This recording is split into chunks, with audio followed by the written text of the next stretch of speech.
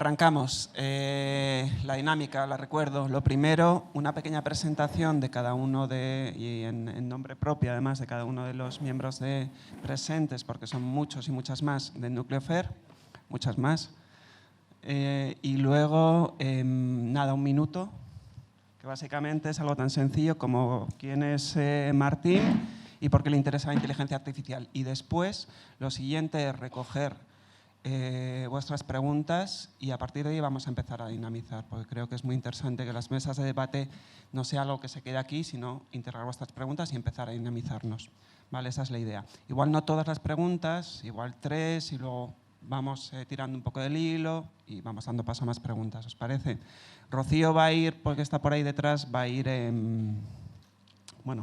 va a ir pasando el micro. En cualquier caso, empezamos con las presentaciones rápidas de Núcleo FER. Muchísimas gracias por estar aquí. Martín, te toca, arrancas. Ay, perdón, Marcos, atacas. Bueno, muy brevemente, mi nombre es Marcos Chilet, soy profesor de la Escuela de Diseño de la Universidad Católica y también soy investigador adjunto del Núcleo FER. Yo creo que Martín y Wolf nos van a contar con más profundidad lo que el núcleo hace y a lo que se dedica. Pero nada, muy contento de estar acá y muchas gracias por la presentación, realmente muy estimulante en términos intelectuales y estéticos. Hola, mi nombre es Martín Tironi, soy director de la Escuela de Diseño de la Católica y con Wolf somos directores del Núcleo Milenio FAIR, que es un núcleo milenio que aborda la inteligencia artificial desde el punto de vista filosófico, antropológico, desde la ingeniería, desde la antropología.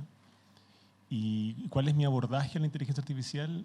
Yo estoy tratando de pensar cuáles son los entrelazamientos terrestres, cuáles son las interdependencias que genera con otros ecosistemas, con otras identidades y que hacen posible que la inteligencia artificial funcione. Hola, hola. Bueno, como dijo Martín, yo soy Wolfgang Bonges, director alterno del proyecto Núcleo Milenio sobre inteligencia artificial y sus impactos. Yo estoy a cargo de la línea 2, que tiene mucho que ver con lo que acabamos de escuchar, ¿no? Los imaginarios culturales, precisamente, y el diseño de futuros. Hay conceptos claves acá: imaginación, ficción, inteligencia, comunidad, ¿no? Que estamos discutiendo en el proyecto, con los equipos. Así que yo creo que esta iniciativa, y gracias a Gonzalo, ¿no? Y al CCE, hacer esto me parece maravilloso. Y acá lo importante es entrar en una conversación, creo yo, ¿no? Con ustedes. Acá hay una potencia imaginativa y cerebral enorme, así que aprovechémosla.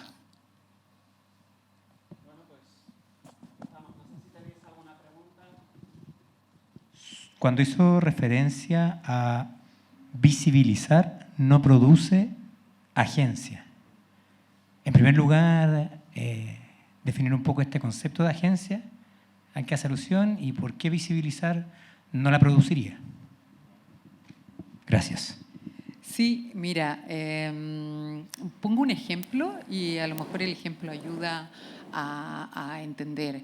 Creo que cuando digo que no produce agencia, quiero decir que no produce condiciones materiales para que una transformación suceda. Agencia en el sentido de, como agencia en sí misma, he dicho, no solo que no produce agencia, podría producir determinados niveles de agencia, pero no produce agencia en sí misma. Y doy un ejemplo, y creo que es bastante habitual en ciertos discursos de las prácticas artísticas institucionales. Hago también esa salvedad, y no solo de las prácticas artísticas institucionales, sino de los discursos políticos, que es el imperativo de hacer ver, como que hay que ver algo, ¿no? O que tiene que ver, bueno, esto podríamos remontarle la tradición hasta Kant, que lo que plantea es que el proceso de la ilustración o que el proceso de emancipación a través de la razón ilustrada tiene que ver con un proceso de conocimiento, ¿no? De pasar de la minoría de edad intelectual a la mayoría de edad intelectual.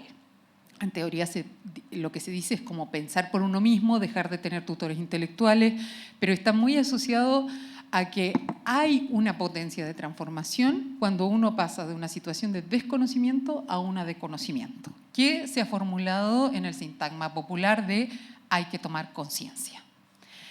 Yo te pregunto algo, ¿no? Bueno, no directamente, digámoslo retóricamente, pero ¿cuántas situaciones de la vida no tenemos conciencia, incluso de la crisis ecológica a la que antes aludíamos, y nos llega como una suerte de dato que no por no tener ese dato, no sé, doy un ejemplo fácil, que es, yo creo que el 90% de las personas, al menos que estamos en esta sala, sabemos cómo se produce la ropa low cost, ¿no? En qué lugares, cuáles son las problemáticas ecológicas que eso genera, bueno, y una serie de elementos más que ahora no voy a abundar porque solamente sirve en un caso. Y no voy a decir que levante la mano, que lance la primera piedra, que nunca se haya comprado una prenda de ropa en una tienda low cost. A lo mejor es un mal ejemplo, pero lo que quiero decir es que hay muchísimas situaciones de las que nosotros tenemos conciencia. O vamos y vemos el problema, aquello que había sido invisibilizado, lo vemos. Quedarse en ver o solamente suponer que tener conocimiento o conciencia de algo produce las condiciones materiales para su transformación, me parece que es erróneo. Creo que le damos una importancia desmedida a la visibilidad, a la toma de conciencia. No digo que no sean procesos necesarios, eventualmente. A veces lo que la situación pide es más opacidad, no mayor visibilidad. De hecho, como decía Pasolini, quizás la mayor oscuridad de nuestra época es su exceso de luz. Hay a lo mejor prácticas que necesitan mantenerse opacas, no necesitan visibilidad. O sea, incluso crear imágenes o crear condiciones para alterar regímenes visuales no siempre pasa por crear una visibilidad. Y yo sé que es un sentido común muy extendido y que suena muy contraintuitivo lo que yo estoy diciendo. Había una pancarta maravillosa en 15M de las plazas que decía: la visibilidad no quita el hambre. Y me parecía que tiene una fuerza. Había otra que decía: el secreto está en la masa.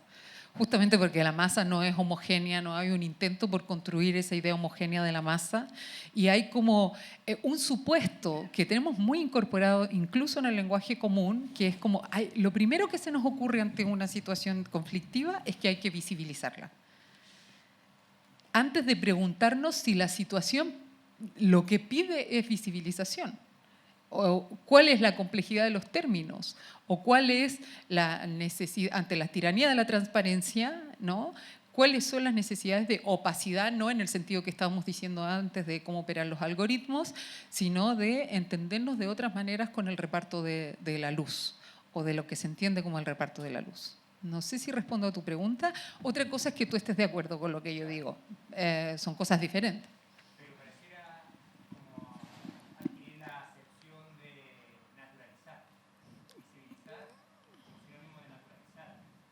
¿Cómo? No lo entiendo. Como la manera que lo describís, como visibilizar un acontecimiento, el que sea, visibilizar lejos de incidir en la percepción de este hecho, pareciera quedar naturalizado y por lo tanto suma más al paisaje o al ¿cómo se llama este papel mural? Más que ver cómo está constituido esa visibilización. O sea, es como un cuadro o hablar de una pintura natural, cuando hoy está la fotografía, en lugar de profundizar esa imagen en su multiplicidad. Como lo mismo que decía de las imágenes, si es que son llevables a píxeles o no, yo igual comparto que no, porque están enraizadas en múltiples dimensiones, creo yo, al momento de evocarse. Pero sí me queda, y creo que me voy a ir con esta inquietud probablemente, de que visibilizar, como lo estáis describiendo ahora, pareciera más un rasgo de naturalizar en lugar de profundizar o exponer. No sé si me explico. Sí, y yo creo que tiene ese sentido, pero también estoy diciendo el otro. Es más problemático lo que estoy diciendo, me hago cargo de eso. Estoy diciendo que incluso a veces exponer, mostrar verdaderamente algo, llegar a las entrañas de algo, solo eso no produce las condiciones para la transformación. Porque si es por eso también necesita más elementos. O sea que ese podría ser uno, pero no basta con ese. Entonces, suponer que eso tiene una potencia transformadora en sí mismo, por eso agregaba el en sí mismo, me parece que es un supuesto con el que operamos muy a menudo. Si tú te fijas, cada vez que todo el mundo quiere visibilizar cosas. Visibilizarse. Y visibilizarlas puede contribuir. Yo no digo que no pueda ser un motor o una agencia, pero no basta con visibilizar. Es necesario producir, por eso hablo de consistencia. Los modos de consistencia material para que una transformación acontezca. Gracias. Ari. ¿Alguna pregunta más?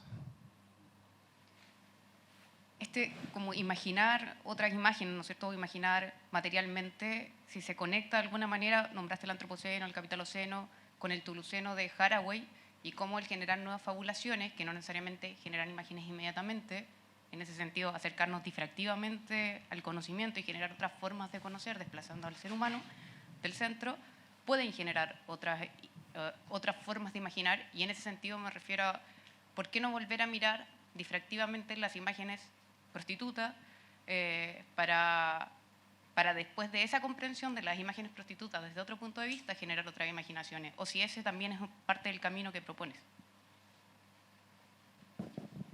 ¿Imágenes qué dices? ¿Prostituta? ¿Y qué quiere decir Las imágenes define prostitutas? la autora que nombraste, que no recuerdo su nombre. ¿Ito Steyer?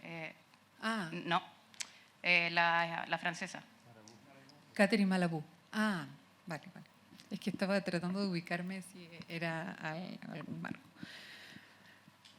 Mira, yo tiendo a pensar que para mí al menos no hay una jerarquía entre las imágenes que se puede definir a priori. Sí que pienso que hay imágenes que tienen como un mayor potencial de diferenciación y otras que están más cerradas. Cuando antes decía la imagen, yo creo que incluso en la imagen de un semáforo hay un margen muy pequeñito de indeterminación, aunque también creo que hay imágenes que tienen que estar cerradas en su sentido. Por ejemplo, si yo me paro frente a un semáforo, yo necesito saber si tengo que cruzar o no tengo que cruzar. O sea, yo necesito que esa imagen esté lo más cerrada posible en su sentido, que no tenga mucha potencia negativa, porque tiene que orientarme y tiene esa función. Por eso decía que necesitamos a lo mejor diferenciar entre los usos, los lugares, el tipo de imágenes que se entiende. Las imágenes de la medicina, que ahí yo creo que hay unos desarrollos que entienden quizás mucho más de ciertos, o se han tomado muy en serio el análisis de las imágenes que personas que nos dedicamos a investigarlas. También yo pienso que necesitan cerrar al máximo sus sentidos, ¿no? Yo necesito saber si ese diagnóstico por la imagen me da la probabilidad de un tumor cancerígeno o no, ¿no? Porque en principio su función es esa. Pero a mí me parece que estas imágenes que estarían operando en esta apertura de imaginarios, estaría de acuerdo con lo último que decías. Yo creo que en ese sentido muchas imágenes pueden colaborar. La cuestión es cómo poder encontrar desvíos decisivos que permitan una apertura de lo probable. Por eso no tengo como una posición muy purista, pero sí que el último tiempo me doy cuenta que también, así como, no sé, alguien que se dedica al deporte necesita cuidar su cuerpo de una manera determinada, quizás las personas que nos dedicamos a tratar de generar imaginarios contraculturales debiéramos cuidar un poco nuestra imaginación y cuidar en el sentido de tener cura de cuáles las imágenes con las que nos alimentamos, de cuáles son los modos en que ejercitamos las fuerzas imaginantes y cuáles son las maneras en que desregularizamos nuestros gestos. Entonces, estoy totalmente de acuerdo con lo que planteaba y yo iría más bien en la segunda dirección sin hacer como una categoría demasiado precisa de jerarquización como de imágenes que habría que dejar fuera, pero sí que haría la precisión de que no todas las imágenes tienen el mismo potencial de diferenciación. Gracias. Solo un segundo, eso. Precisamente, daros juego, si esta pregunta os convoca de alguna manera, por favor. No, para hacer entretenida la conversación, quiero discrepar un poco con Andrea, en el sentido, respecto a tu primera pregunta. Estoy de acuerdo que hacer visible a ser tangible, de por sí no es una transformación política, no genera las condiciones materiales para una transformación. Pero, por ejemplo, hay trabajos bien importantes, Michel Calon, de Arosier, que mostraban cómo la clase obrera francesa, por ejemplo, cuando o el movimiento gay en Francia, cuando surgen los números, empiezan a ponerle datos, esos datos performan una masa de personas que antes no existía, era invisible. Ahora, llevándolo a la inteligencia artificial, a propósito de la presentación de Andrea, el acto de descajanegrizar estas infraestructuras complejas, mostrar sus relaciones, mostrar la inversión de trabajo humano, de litio, de agua, no va a ser una transformación del Estado, pero sí pone temas en la conversación, temas que no están. Y con esto termino, en una exposición que hicimos hace poco, nosotros mostramos que generar una imagen con Stable Diffusion, que era la aplicación que mostraba Andrea, en Chile cuesta 32 ml de agua. Entonces nosotros lo que hacíamos era amplificar el agua. Cada vez que tú estás jugando con Stable Diffusion, caía un chorro de agua, 32 ml de agua. Y ese gesto de estamos como dignificando el agua que cae, haciéndola visible, generalmente no la vemos. ¿Genera una transformación en la matriz energética de Chile? Estoy de acuerdo con Andrea, no. Pero algo hace. Ocupando el lenguaje de Rancière, se vuelve disponible en el mundo lo discutible, lo perceptible, algo que no estaba antes.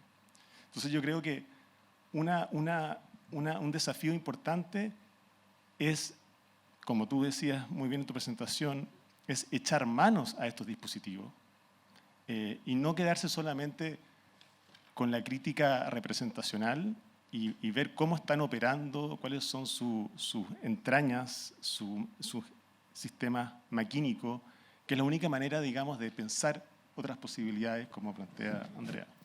Pero yo estoy totalmente de acuerdo con eso. Lo que pasa es que lo que digo es que quedarse en eso es totalmente insuficiente.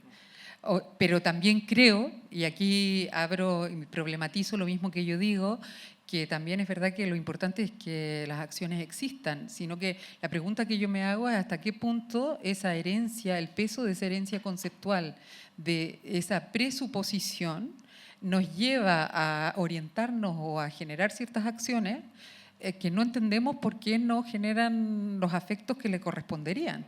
Y yo pienso que eso tiene que, por eso me interesa tanto la dimensión infraestructural. Necesitamos generar infraestructuras. No basta con visibilizar, necesitamos alterar los movimientos infraestructurales. Y en ese sentido pasa lo mismo con la crítica. Podríamos decir, cuando yo digo la crítica no puede reducirse a la denuncia. A veces es necesario denunciar, por supuesto, y hacer diagnósticos. Necesitamos diagnósticos, y diagnósticos certeros, precisos. La pregunta es, ¿basta con tener excelente diagnóstico?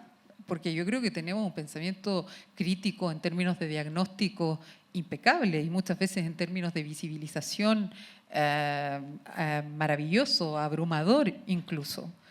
Entonces, la pregunta es, ¿por qué? Bueno, hay más de una respuesta, evidentemente, no es porque el problema es complejo, no tiene una respuesta.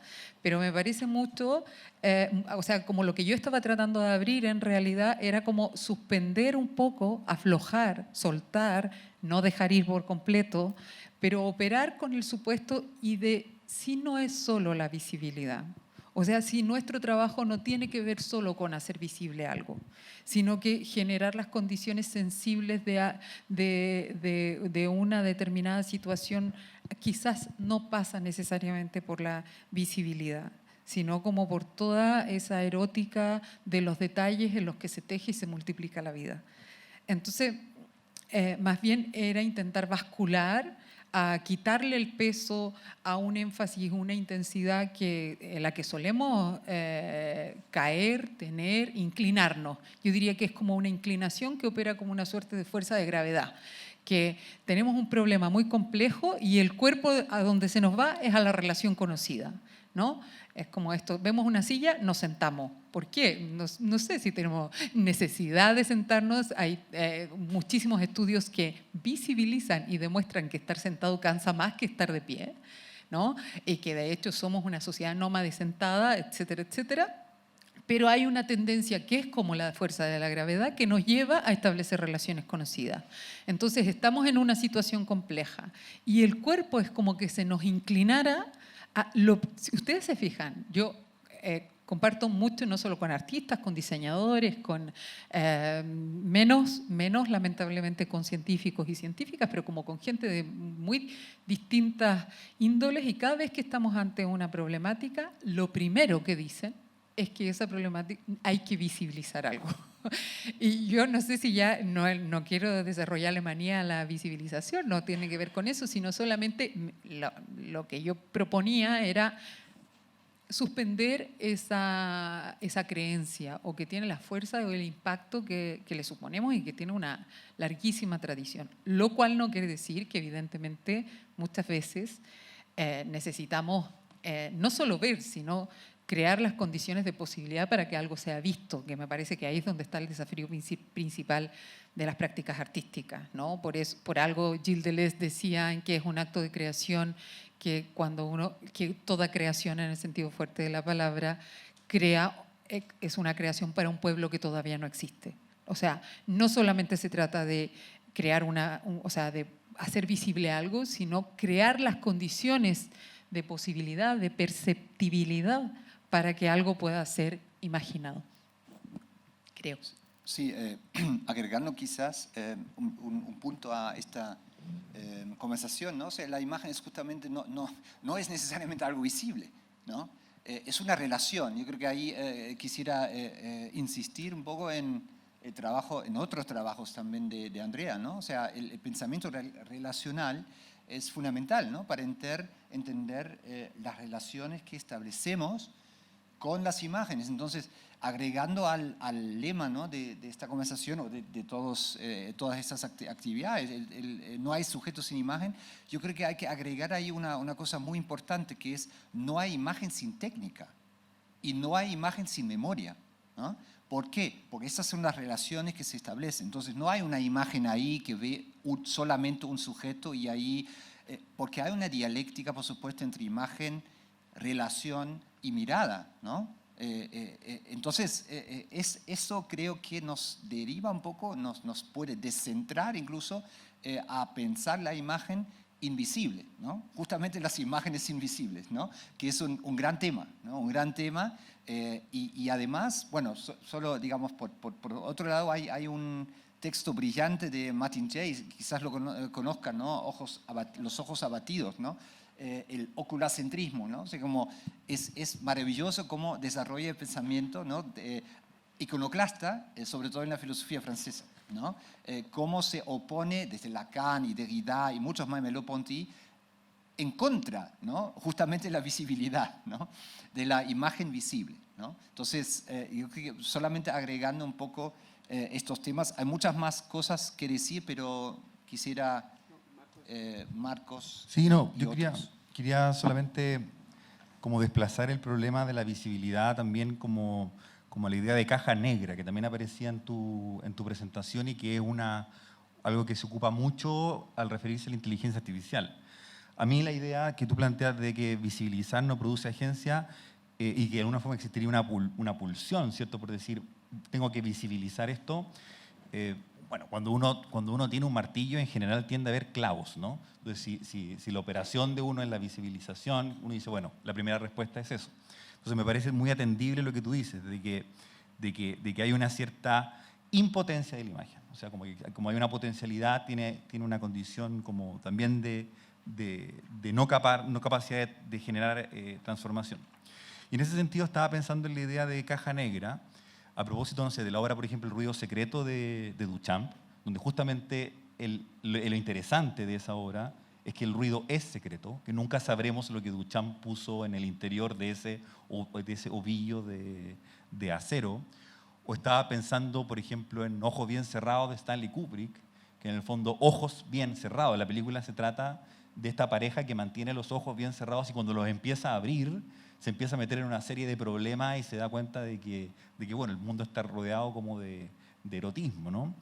Y de alguna forma ahondar quizá un poco más en qué significa la producción de la invisibilidad. ¿Qué significa la producción del no ver, ¿no? En el entendido que quizá hoy día sea mucho más difícil producir la invisibilidad que producir nuevas imágenes, ¿no? Como que quizá el desafío está justamente en constituir esos lugares de no imagen, por decirlo de alguna manera, frente a la saturación de imágenes posibles. Y ahí mi pregunta para ti es, si tú consideras que esa es una agenda válida, pertinente, interesante, o de alguna manera no está bien planteado el problema de hablar en esos términos como dialéctica, visibilidad e invisibilidad. ¿Qué es para ti una no imagen? ¿Qué sería para ti una no imagen? O sea, por ejemplo, tenemos las imágenes operativas, ¿no? De Jussi Parikka, estas imágenes que en el fondo como un QR, que son visuales en el sentido retiniano, pero que no son visuales en el sentido de la capacidad de constituir, ¿cómo se llama?, significado, y que por lo tanto operan dentro de un espacio que no es completamente una imagen en el sentido de una pintura. También en el fondo estaría todo aquello que participa de una incapacidad de ser llevada al ejercicio de visualización. Es decir, como aquello que no podemos llevar al plano de la imagen, ¿no? Porque de alguna forma se le escapa, como que lo excede, por decirlo de alguna manera. Entonces mi pregunta es, si eso tú crees que es una agenda significativa para poder como pensar este problema de que visibilizar no produce agencia, ¿no? Claro, es que yo, tal como decía Wolf ahora, ¿no? Para mí la imagen no es necesariamente algo visible. De hecho, ahora que estoy pensando la noción de escena para incorporar precisamente la cuestión infraestructural y que una imagen no es una imagen única, sino que crea una escena del aparecer. Precisamente para mí lo que hace imagen, incluso si lo pensamos en una fotografía, en una película, lo que hace imagen no necesariamente es lo que la imagen muestra, la figura de la imagen, lo que la imagen, muchas veces se dice lo que quiere decir. Las imágenes no quieren decir nada, dice en el diálogo, en el debate ahí de Mitchell con Rancière, ¿no? Sino aquel movimiento que vincula lo que no tiene relación, o sea que precisamente produce una relación. Y tú de hecho ves una imagen y incluso sin ser un especialista de la imagen, cuando eso que decía Machado y que luego Didi Uberman toma, ¿no? De que el ojo no es ojo porque ve, sino porque te mira y que la imagen te ha mirado primero, cuando uno se siente mirado por una imagen, no sabes decir qué es lo que hace imagen de esa imagen, ¿no? Primero porque la imagen por dónde se empieza a mirar, no hay una sintaxis, sino que justamente es como la idea de archipiélago que vincula lo que no tiene relación. Lo que no tiene relación introduce una relación. Entonces, por eso tiene que ver con movimiento y con una, diría yo, tensión entre lo visible y lo invisible. Para mí el lugar de las imágenes es el del entre, pero no como este micrófono está entre tú y yo, sino como se está entre las olas. O sea, envuelto, o sea, genera unos modos de envoltura que en ese sentido yo creo que sí que es operativo este ejercicio dialéctico que propones, ¿no? Para tratar de pensar cuáles son las especificidades o los lugares de fecundidad de potenciar eso que denominamos como invisible o aquello que no puede advenir como imagen, o sea que no forma una relación específica y por tanto no crea un sentido y un modo de significación.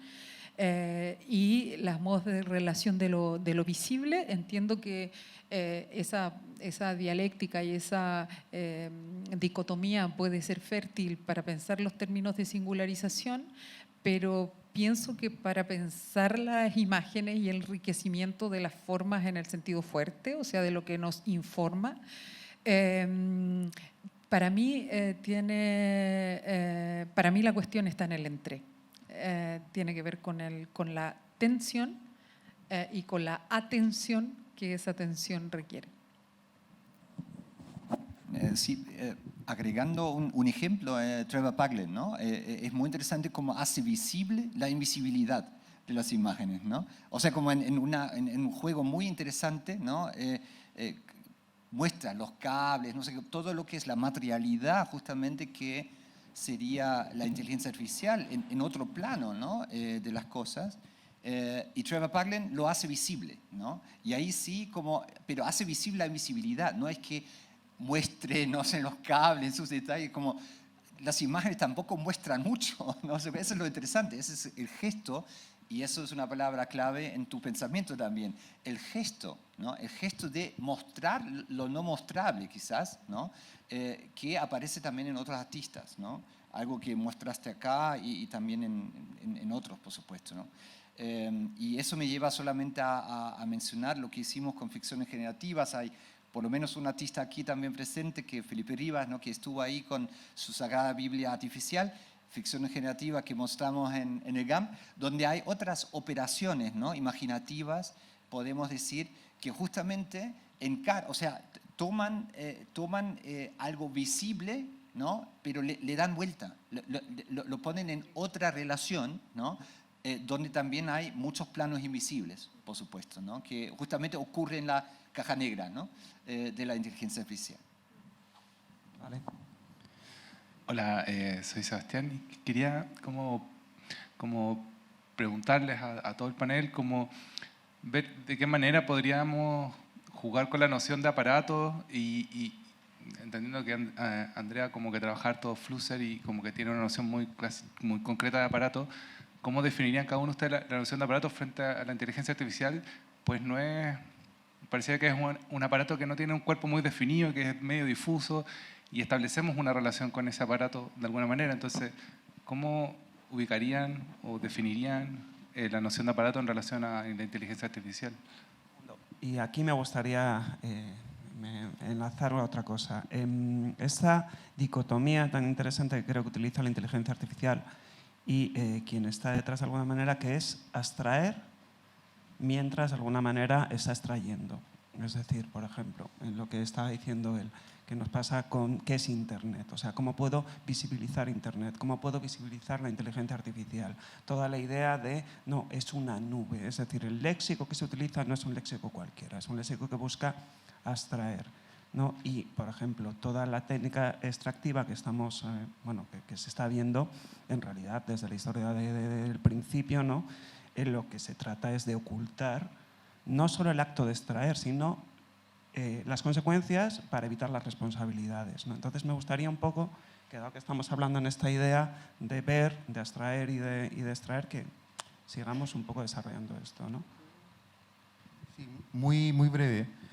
Hay un texto de Mercedes Bunz, donde básicamente a partir de Simondone ella trabaja la idea de que la inteligencia artificial no produce significado, sino que calcula algo que en el fondo se parece a un significado, ¿no? Pero que en el fondo no entra en el plano de la significación, sino solamente es solamente una calculadora. Y que en ese sentido es una calculadora que justamente lo que hace es abstraer. Y de alguna manera la trampa o uno de los peligros de esa abstracción es que en realidad todo está situado.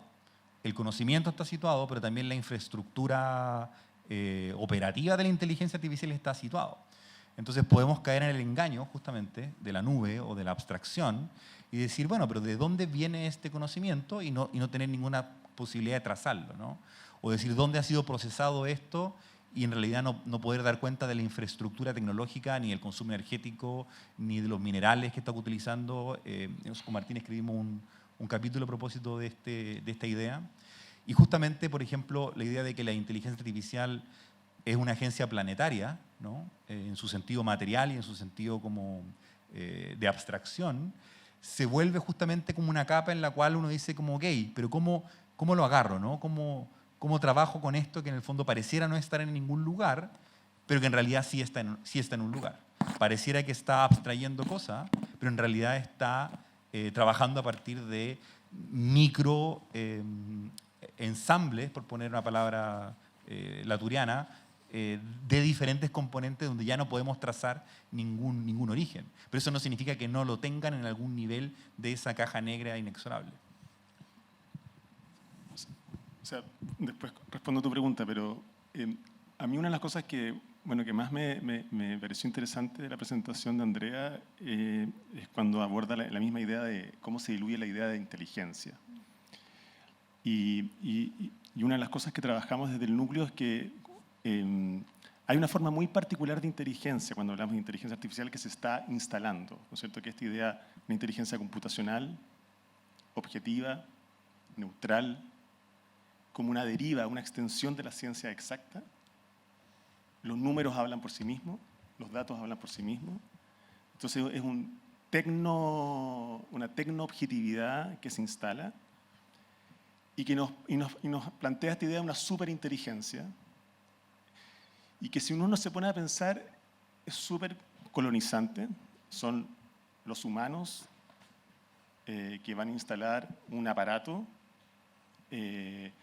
pero que esconde, invisibiliza otras formas de inteligencia que están permanentemente al servicio de esta superinteligencia, que es lo que mencionaba Marco, que es el agua, que son los bosques, que es el suelo, que son las rocas. Entonces, me parece súper interesante en el texto de Andrea cuando toma a Graciela Esperanza y cita a Damasio. Creo que a mí lo que me interesa es cómo esta forma de inteligencia que está creada con roca y con agua, que no hay discontinuidad, forma parte de un mismo entramado, permite hacer perceptible otras mentes, otros seres que participan y que coagulan, como ocupando tu término, con esta inteligencia artificial. Ahora, para tratar de responder a tu pregunta, yo creo que este aparato que es la tecnología, me parece que hay que dejar de entenderlo como una prótesis, como una suerte de extensión. Ellos están permanentemente negociando con nosotros. Como decía Andrea, nos subjetivan, crean estructuras sociales. Y en ese sentido yo ahí concuerdo con Dominique Lastel, que él plantea que hay que considerarlos seres vivos, en el sentido de que nos generan fricción, nos hacen hacer cosas y generan, como decía Wolf, ecologías híbridas de sentido. Nos constituyen. Entonces, ahí hay un desafío de cómo comenzar a pensar en estas máquinas desde una división quizás post-biológica, en el sentido de que no respiran, pero sí generan afectos, generan subjetividades, generan imaginario. Eso. Hay un libro que trabaja mucho esto que citó Andrea, que es el último de Malabú, ¿no? La metamorfosis y la inteligencia. Y le encuentro bastante revolucionario este libro porque se autorrefuta, ¿no? Porque tiene otro libro anterior que se llama ¿Qué hacemos con el cerebro?, ¿no? Y ahí desarrolla un poco un pensamiento que también está en Bunz, pero yo creo que Malabú va mucho más allá y dice que hay una revolución epigenética. ¿Qué significa esto? Que estamos viviendo una, ella dice, cuarta herida narcisista de la humanidad, ¿no? ¿Por qué? Porque sucede una captura de la inteligencia, ¿no?, por la propia simulación maquínica. Esto es algo que da mucho por pensar, ¿no? O sea, como que, ¿con qué inteligencia, de qué inteligencia estamos hablando? Y ahí creo que es muy importante lo que acaba de decir Martín, ¿no? Estamos, a través de estas inteligencias artificiales, somos capaces de pensar otras inteligencias, ¿no? Porque se dan otras relaciones, otros agenciamientos, ¿no? Y creo que el arte, volviendo a la ficción, que también es tan importante en tu pensamiento y no solo en el tuyo, por supuesto, pero viniendo desde Rancière, ¿no?, que lo elabora mucho, la ficción es esa potencia, ¿no?, esa fuerza que nos permite establecer esas relaciones entre otras inteligencias que están operando en el bosque, Max Esteban no estuvo físicamente aquí, pero estuvo virtualmente aquí el año pasado en el Festival de Valdivia. Mostramos The Forest y ahí hablamos con él por Zoom, ¿no? Y insiste en eso, lo que se escucha ahí es una voz de inteligencia artificial, pero las imágenes son hechas con un dron, ¿no? Por ejemplo, ese camino por el bosque, ahí está Heidegger, ¿no? Y todo esto, ese universo natural, biológico, ese sistema de inteligencia del bosque o sistema de inteligencia vegetal en general, ¿no? Hay muchos autores, muchas autoras que ahora insisten en esas otras inteligencias, pero yo creo que justamente las inteligencias artificiales, porque hay cientos, tipos de inteligencia artificial, no hay una inteligencia artificial, hay muchas inteligencias maquínicas que nos invitan, nos incitan, creo yo, a pensar siempre en otras inteligencias, ¿no? Y eso creo que es un gran, más allá de, claro, de las problemáticas que surgen, ¿no? Y ahí está el timón, cibernética y gobernanza, ¿no? Ustedes saben que tienen la misma raíz, ¿no? Gobernar, el arte de gobernar una nave cibernética, Kubernetes, ¿no? Y hoy, bueno, metafóricamente hablando, ¿quiénes toman ese timón? ¿Quiénes son los timoneles? ¿No? Es una pregunta que también surgió en la conferencia de Andrea. No podemos asociarlo a un cierto grupo quizás, ¿no? Quizás sí, quizás no. Eso ahí tengo una duda que también quería retomar, ¿no? ¿Cómo podemos responsabilizar a alguien? ¿Podemos hacerlo? ¿Son las corporaciones tecnológicas como tantos dicen, ¿no?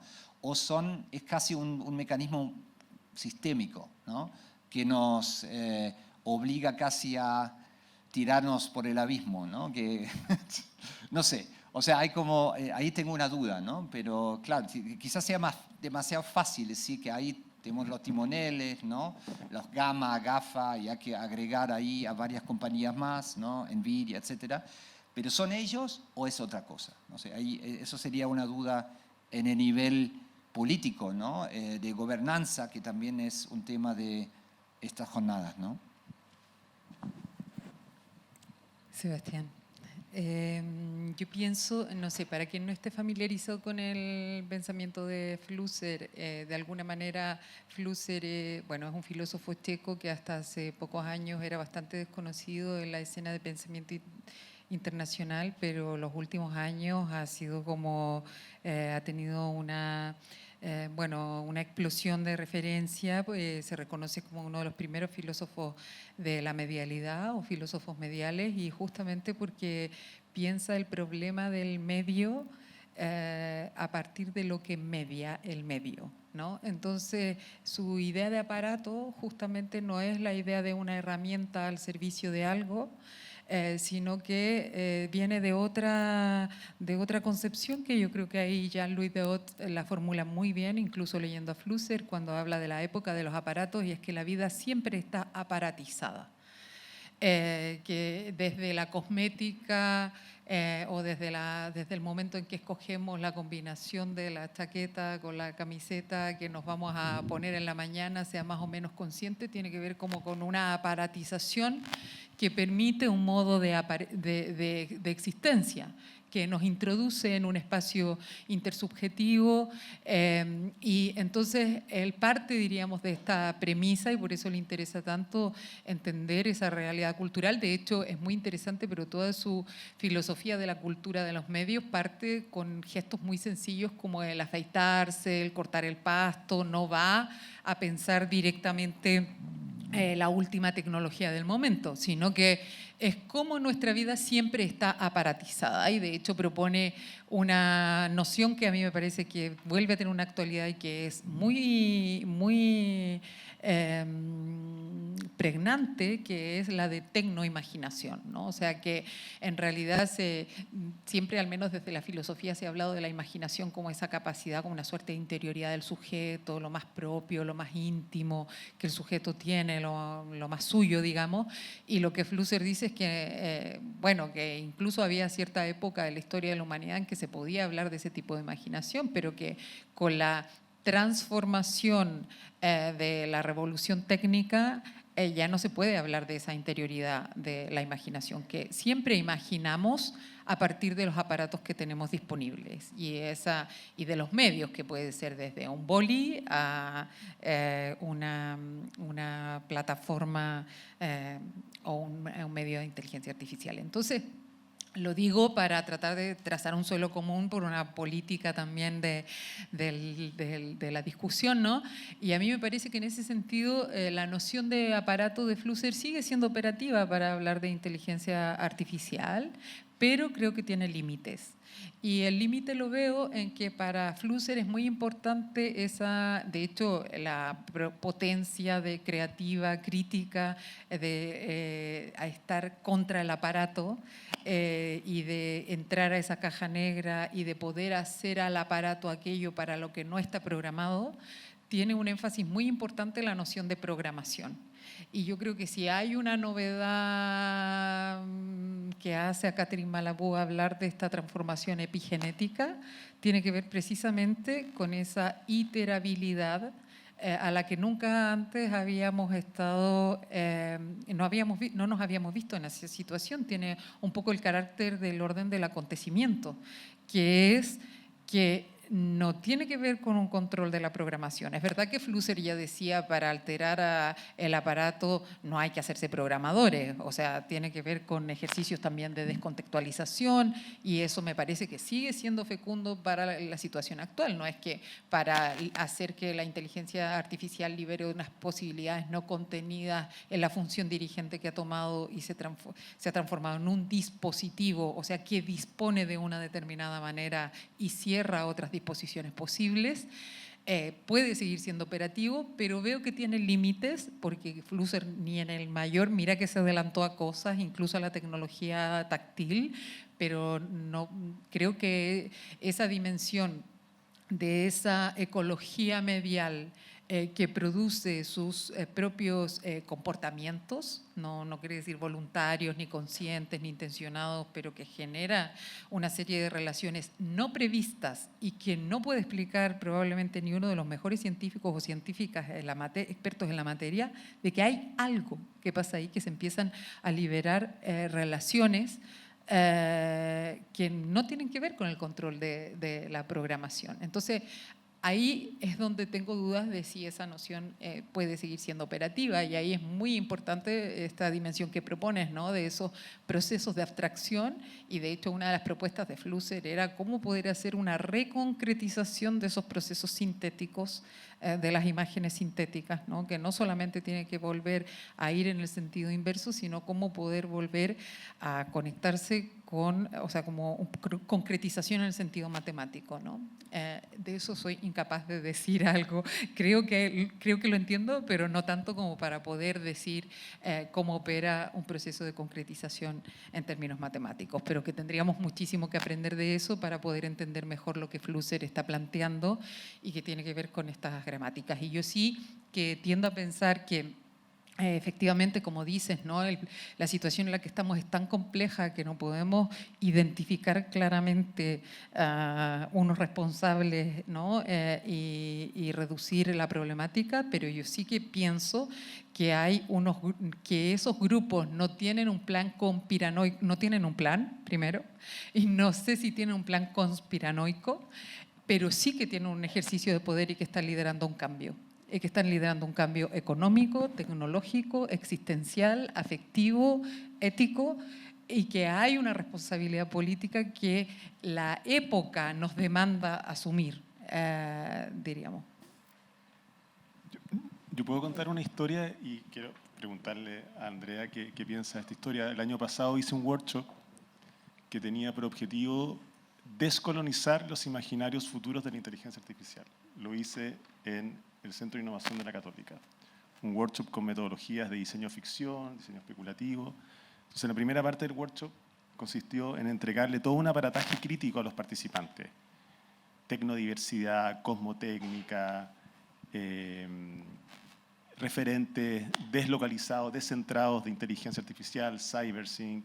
Y después empezamos a echar manos a los prompts con Stable Diffusion para generar imaginarios locales de futuros con la inteligencia artificial. ¿Cómo podría cohabitar la inteligencia artificial con humanos, con naturaleza y en la ciudad? Y el resultado fue que todas las imágenes que se lograron generar fueron las que conocemos. O sea, redes neuronales, colores azules, smart cities. Entonces, la sensación fue, fracasamos o no manejamos bien la retórica crítica frente a los ingenieros, o no logramos meternos en los prompts bien, equipar bien los prompts para generar imágenes distintas o regímenes visuales distintos. Ahora, el texto, o sea, porque lo transformé en un artículo, es fracasamos, tenemos que ralentizar nuestra precipitación descolonial y sobre todo darnos cuenta que como eslogan, descolonizar la imaginación que viene del norte global, que viene con una serie de cánones dualistas que uno conoce, pareciera ser que pasa por introducir la crítica en los dispositivos, por aprender a redireccionar esos dispositivos, entender el lenguaje de los ingenieros que están generando los algoritmos, que están con Machine Learning, Deep Learning. De lo contrario, esas imágenes que vamos a, como mostrabas tú, van a seguir reproduciendo los cánones visuales hegemónicos y no vamos a lograr generar estos descentramientos de los regímenes imaginarios que tú planteas, que lo encuentro súper interesante. Es una historia de un fracaso, pero fracaso generativo. Claro, yo ahí tengo una posición ambivalente en el sentido estricto de la palabra, porque por una parte, tal y como lo propones, es un fracaso, pero al mismo tiempo podríamos pensarlo como un gran éxito, ¿no? Que tiene que ver con justamente a lo mejor esa posibilidad de esa imagen que no entra en el código. Sí que a mí me gustaría pensar como ahí es por ignorancia y desconocimiento de los procedimientos, de cómo operan esos, diríamos, prompt y, bueno, no solo del adiestramiento, sino de qué posibilidad de margen tiene para inclinarse hacia esa improbabilidad y no solo hacia el promedio, ¿no? Y yo sí que pienso que hay disputas de la representación que nos interpelan y que son necesarias, o sea que quizás es un fracaso en uno de los tantos caminos que tenemos que tomar, pero sí que me parece que en el sentido, diríamos, de esta hibridación o de poder generar cierta resistencia. Ayer lo decíamos al finalizar el taller, Valentina decía, bueno, igual que bien que no nos vean, o sea, que bien que no puedan hacer una representación exacta de aquello que se supone. Entonces, la verdad es que me inclino no sé si con la misma fuerza, pero con una intensidad similar hacia esas dos visiones, ¿no?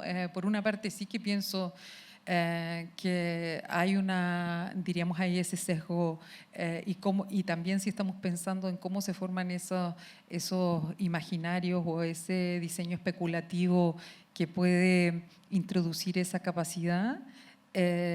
Y también habrá que pensar si a lo mejor ese dispositivo por sus propias formas tiene límites para poder, y que el imaginario ese se crea de otras maneras, ¿no? Por eso me interesaba este último trabajo de Ronnie Morrison, ¿no?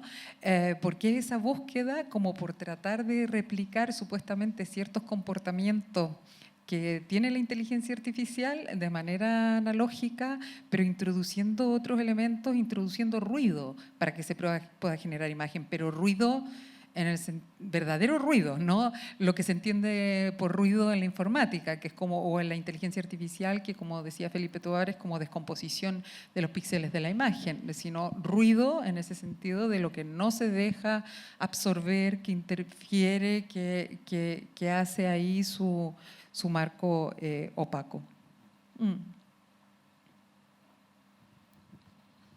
Sí, no, solamente quería agregar que muchas de las interfaces de inteligencia artificial que están hoy día disponibles, uno tiene la ilusión por la interfaz, la ilusión de que uno está dando un prompt y que la IA está reaccionando a ese prompt.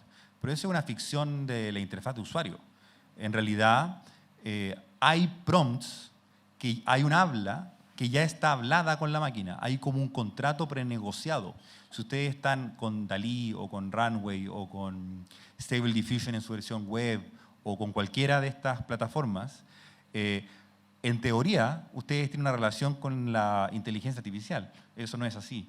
Esa relación está total y completamente mediada previamente por un contrato, entre comillas, prefirmado antes. Por lo tanto, lo que ustedes están obteniendo, a menos que en el fondo se descarguen un modelo, lo metan dentro de un computador y sean capaces de operar de alguna manera ese contrato previo, cuidado, porque en el fondo no están relacionándose con esa entidad de una manera, ¿cómo se llama? Como se supone que la interfaz dice que se está haciendo. O sea, lo que está pasando en la interfaz no es realmente lo que está pasando. Sí, hay algo que también es importante, que esta mañana en el desayuno lo hablábamos con mi amigo Santiago Prat, que me estoy quedando en su casa, que me acoge amablemente, que era también esa suerte de fantasía que uno cree de lo que va a venir a cambiar completamente todo. O sea, no sé hasta qué punto igual hay que moderarla, ¿no? El genoma humano, el Internet de las cosas, ¿no? de cierta exacerbación, no por cualquier cosa, sino por los costos ecológicos que tiene sostener un proyecto de crecimiento como el de la inteligencia artificial cuando no podemos sostenerlo materialmente, no podemos sostenerlo como planeta, porque todavía no hemos tenido las grandes, de momento, o sí en otra escala, pero las grandes crisis del agua, las grandes crisis de alimentación y crisis en las que probablemente muy pronto nos veremos involucrados, y de hecho hay ciertas tendencias, ¿no? Incluso de inversiones económicas que muestran que pareciera que ahora es lo que hacia dónde se mueve, pero por una cuestión de necesidad, tendría que ver con generar tecnologías de ciertas energías de sostenibilidad, no por ningún afán demasiado humanitario, sino por una transición al capitalismo verde. No creo que haya un deseo de transformación de las formas de vida, sino de qué es lo que se puede seguir explotando, que lo estamos viendo con la crisis del triángulo del litio, además con energías que siguen siendo para abastecer y para que haga su transición ecológica en los países del norte, como tantos otros procesos extractivos, o con el extractivismo de minerales en el espacio, ¿no? Que se han creado todas las condiciones y los marcos legales en el gobierno de Obama para que fuera posible hacer extractivismo en el espacio, que hasta hace algunos años no era posible. Entonces, no digo ya me gustaría afirmar fehacientemente que esto va a ser así, pero creo que también es importante, cuando hablamos de consistencias imaginarias, introducir esos aspectos en el debate, que no sea que estemos haciendo estas alucinaciones, como dice Noemi Klein, de las promesas que hace la inteligencia artificial, que en una columna de The Guardian que ella tiene, se dedica como a intentar desmitificar 5 de las grandes alucinaciones de las promesas que supuestamente de aquello que va a resolver o que nos va a venir a salvar la inteligencia artificial. Entonces, como también quizás hay algo como nosotros alimentamos la fuerza de esas creencias y la fuerza de ese magma, y cómo a lo mejor toda nuestra energía debiera estar en otro lugar. Por eso decía, quizás el movimiento de mayor potencia que tenemos en nuestras manos está en no estar demasiado pendiente de las operaciones del poder en un sentido, o como es el dicho, ya no sé si lo decimos aquí o si se dice allá, de ir corriendo y atándose los cordones al mismo tiempo. Necesitamos una atención dispersa también, ¿no? No solamente focalizada en un aspecto. Y creo que así como al mismo tiempo vamos viendo formas de no dejarse que todos los procesos de subjetivación estén articulados por esos órdenes y esos modelos de la norma, Desacreditar también, dejar de prestar y performar la energía, dejar de prestarles nuestro cuerpo. No, sí, solamente para complementar, estoy completamente de acuerdo con el planteamiento respecto como a los límites planetarios que tiene el planeta, es inversamente proporcional a la extensión del proceso de digitalización.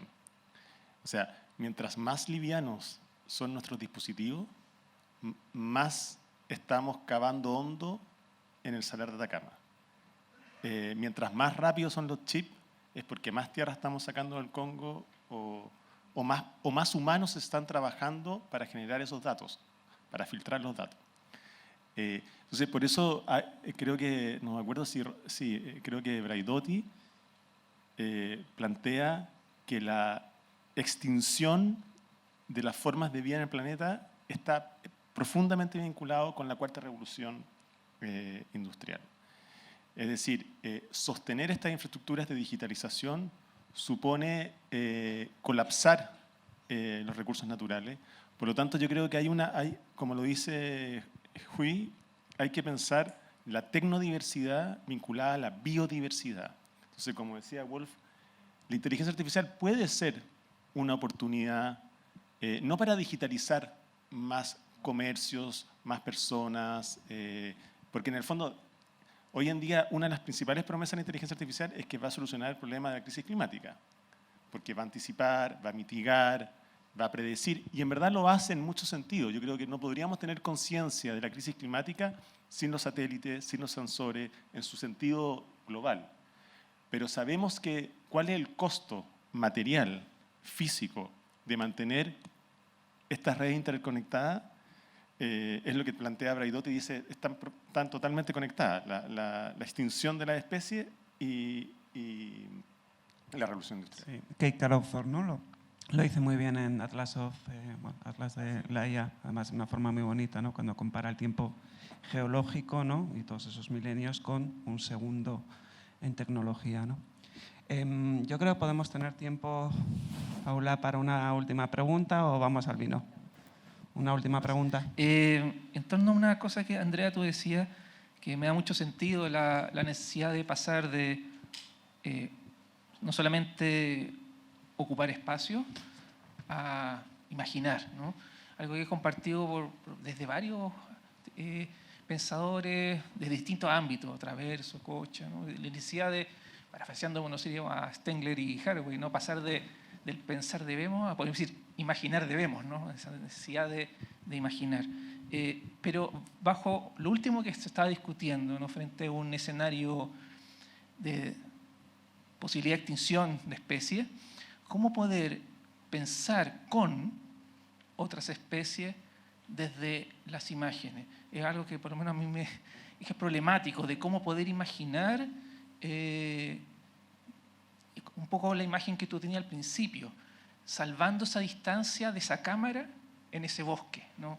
Esa voz humana que de alguna manera está en un bosque, pero no genera agencia entre esas especies que habitan ahí en esa oscuridad y esa cámara humana que está registrándola. Súper buena pregunta. Muy buena pregunta. No, en serio, te agradezco mucho esto.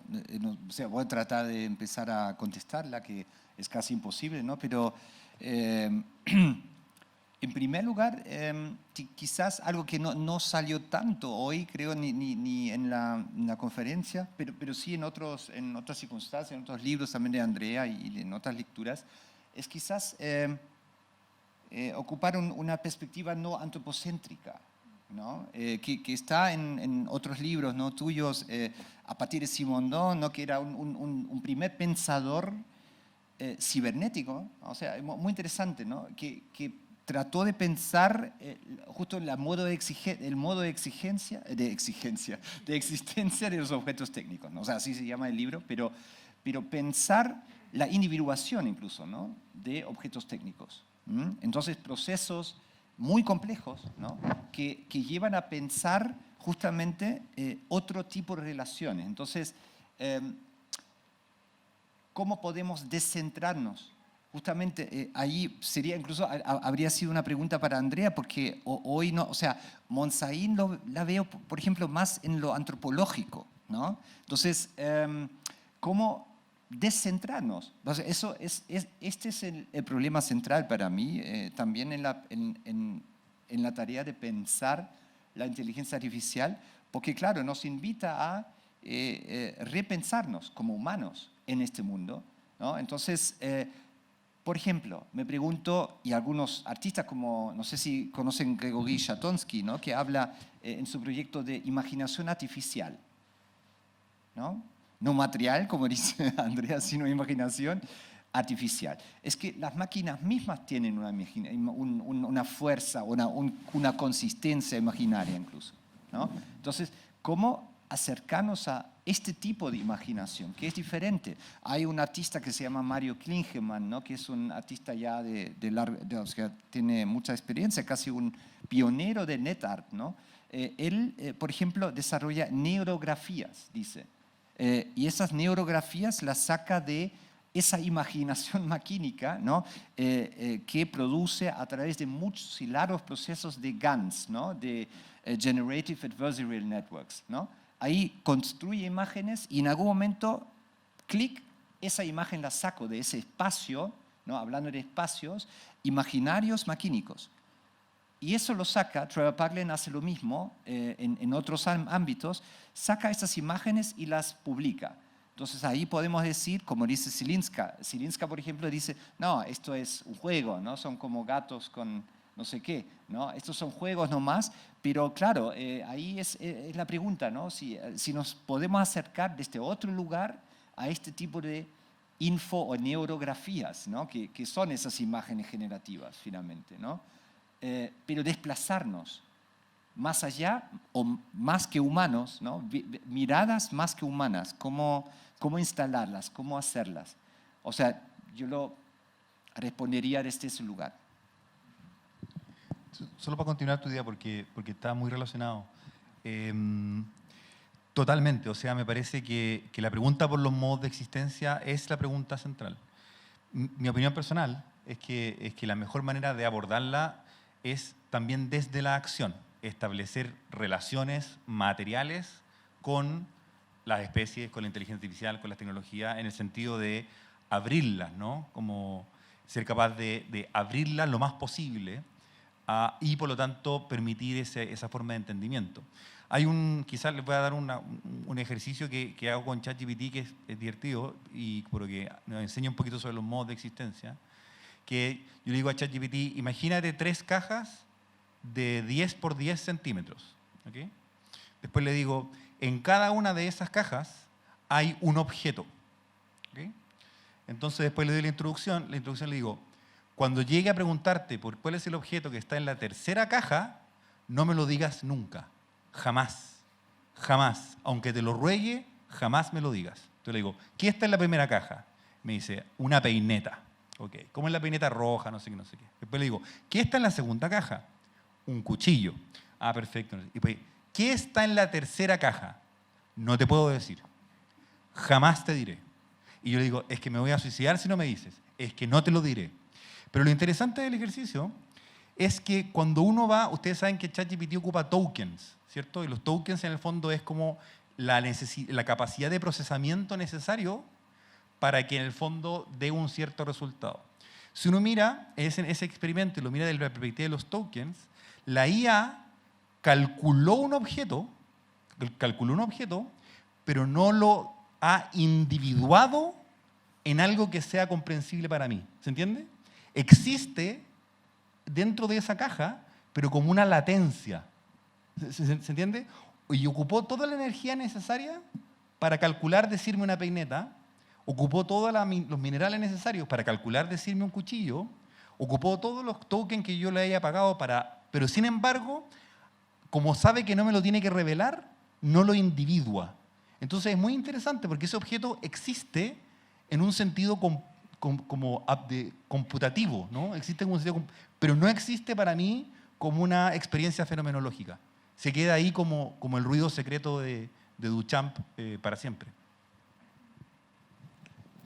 Sí, yo solamente quiero Creo que es una muy buena pregunta porque el tema de relaciones interespecies es algo que estamos trabajando mucho, pero creo que también hay un tema como de atención, como de volverse sensible a esas otras especies o esas otras formas de vida que ya están trabajando o se ponen al servicio de esta inteligencia maquínica.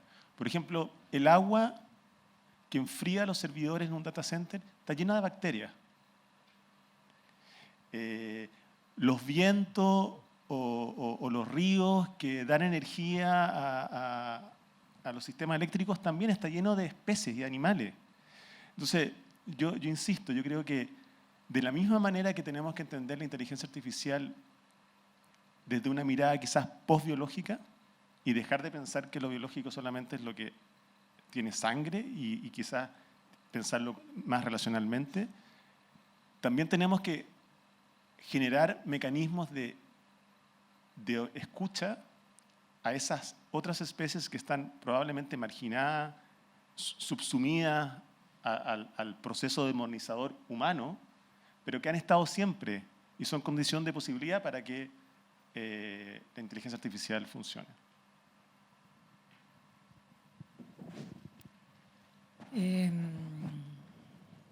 La respuesta más honesta que yo puedo darte es que no tengo idea, no sé. Y que, bueno, pero justo sobre lo que no sabemos es que tenemos algo que pensar, ¿no? Y que sí, mira, me interesa mucho esto que estabas planteando, porque hay una... sobre todo en los nuevos materialismos y en toda esa redistribución de las agencias y que precisamente un desplazamiento de esa mirada antropocéntrica y si uno quiere tomarse en serio la relación y la fuerza creadora ontogenética, si se quiere, de lo que la relación produce, es necesario descentrar esa figura fuerte del sujeto, como plantea muy bien Rosy Braidotti, lo post-humano no tiene que ver necesariamente con un robot o un cyborg, sino que lo post-humano es volver a preguntarse qué sería ser humano, no desde las condiciones europeas, occidentales, de hombre blanco, no demasiado joven, desde el que se ha trazado.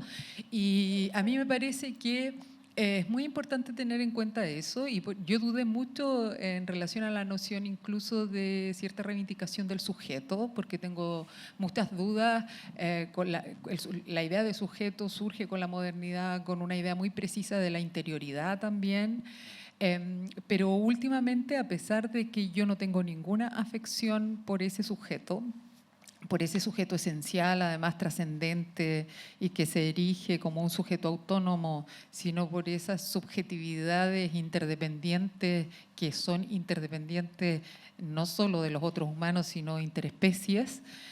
Sí que me doy cuenta y me parece relativamente que hay un riesgo que yo no estoy dispuesta a asumir, que cuando se diluye tanto el sujeto, se diluye también la agencia política. Cuando el sujeto se diluye, o sea, yo pienso, y además que no podemos no pensar antropológicamente. De hecho, Bruno Latour es quizás uno de los más honestos cuando hace la distinción entre humanos y no humanos, que es absolutamente humana, ¿no? Y no se desplaza como centro en la diferenciación y en la distinción. Yo creo que necesitamos otra distribución de las agencias, en donde los humanos nos ubiquemos y nos reubiquemos en el lugar mínimo que nos corresponde en el universo, o sea, como razonable, no megalómano como ha sido en nuestra tradición. Pero tampoco sentir vergüenza por ser humano, o sea, o sí, no lo sé, pero quiero decir, creo que justamente en la potencia de esa singularidad y en cómo esa singularidad se puede reubicar con las otras formas. Yo sí que creo que Marie-José Monsain estaba en una posición más antropocéntrica, sí, coincido con esa también por sus propias reflexiones fenomenológicas y su filosofía, pero a mí sí que me interesa precisamente por ese sujeto herido, por esos procesos de subjetivación que se van configurando en relación. Ahí para mí la categoría fuerte es la relación y que tenemos mucho que aprender de otras formas de organización de la vida. Sí, y de intentar articular, no diría perspectivas, pero sí posiciones que nos permitan acercarnos a los modos de la existencia de otra manera, me parece urgente. Y ahí yo creo que el trabajo de Michael Marder es muy interesante sobre el pensamiento vegetal o tratar de crear otras genealogías, ¿no? Y otras formas de cómo se organiza la vida y no suponer esta superioridad. Para mí el problema es la jerarquía en la que el ser humano se pone. Pero también me parece descabellado decir que esta mesa tiene el mismo nivel de agencia que tengo yo. Me parece descabellado, lo siento. Que tenga una actancia, que la materia tiene actancia y que tiene unos niveles, pero esa asimetría, yo creo que intentar desdibujar esa asimetría es perder la potencia de la relación, porque para que haya relación es necesario que hayan posiciones asimétricas. La cuestión es no ubicarte tú como unidad y medida de todas las cosas, pero perder esa centralidad, ¿no? O esa mirada excéntrica, o no solo mirada, corporalidad, modo de estar en el mundo excéntrico, no quiere decir necesariamente renunciar o creernos que no somos... bueno, que podemos tener una forma de existencia como la vegetativa u otras formas de vida. Pero es para pensar contigo. Y una última cosa que quería decir, que yo pienso que justamente esta última parte era más de esos futuros aplastantes y futuros distópicos, ¿no? Pero es muy impresionante ver cómo que la mayor parte de al menos las últimas 3 o 4 generaciones anteriores a la nuestra han tenido esa capacidad de imaginar el futuro como un lugar mejor, ¿no? No digamos que pudiera afirmarse con contundencia, depende desde donde se mire, evidentemente. Entonces, ante ese límite de nosotras solamente parece poder imaginar esos futuros distópicos, yo pienso que eso ya es síntoma de un trabajo por hacer, de un trabajo urgente por hacer, de cómo no doblegar la vida. Y a mí ahí me gusta mucho recordar cuando Gilles Deleuze dice que una posibilidad no surge en un campo abierto, en donde uno va casi haciendo como una suerte de excursión y viendo cómo se generaliza, sino que cuando uno se está asfixiando, la vida se cierra por todas partes y necesita hacer un hueco. O sea, la posibilidad, la potencia tiene que ver con hacer un hueco para poder respirar. Y un hueco no para poder solo respirar, sino que generar estas condiciones de posibilidad en que la vida siga siendo vivible. Bueno, me temo que lo siento, tenemos que cerrar. Apasionante, muchísimas gracias. Ojalá podamos seguir repitiendo esto. Y bueno, gracias a todos, gracias a todas y nada, un aplauso.